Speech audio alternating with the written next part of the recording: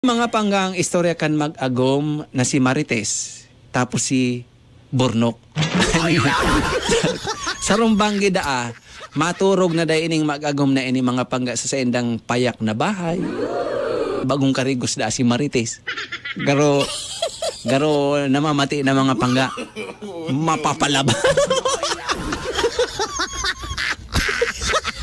Garo isusuko na ang bata. Nagsabi da ang Marites. Sabi kan Marites, ngayagom, may ipagtatapat ako sa iyo. No. Haloy ko na ining sekreto.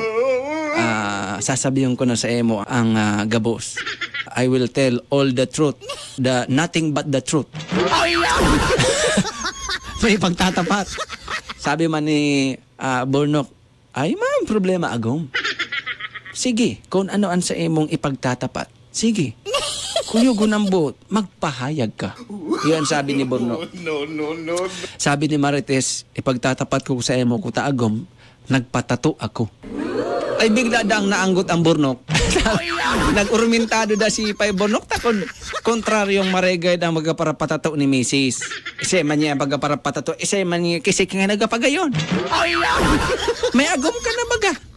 Ano pa man ang purpose magparapatato ka, magaparapagayong ka? Satisfied na ako.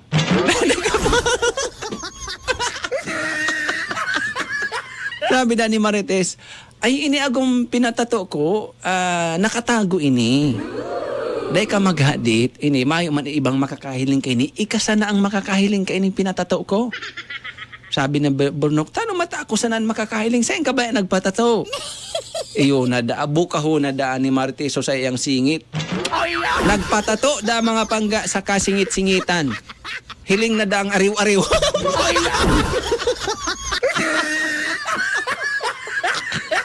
Hiling na da ang mga bakas ng lumipas. Di entonces, nagpatato si Marites sa sayang singit. No problem man dahil ito mga panggata dahil madamay hiling kan iba. Depende kung may kabit, mahihiling iyang kang iba. O si Bornok sa nadan makahiling ka ito, tasyaman sana ang nagbabalo ka kang kunyan, mga day dapat balo ka. Ipahiling na daan ni Marites so tato niya sa singit, sabi ni Bornok, ano ngayon, tato mo ngayon? Sabi ni Marites, ay kunyan inigom, seashell. Yeah, seashell. Kumbaga, kulay puti na bibi. Seashell. Sabi ni Bornok, ano man ta seashell ang pigpatato mo dyan sa singit mo?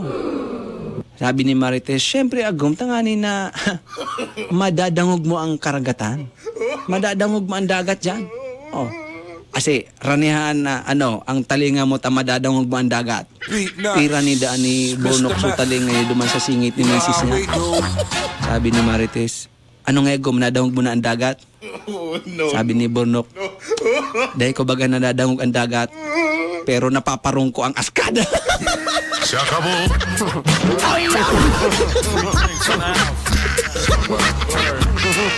Hago na sila na.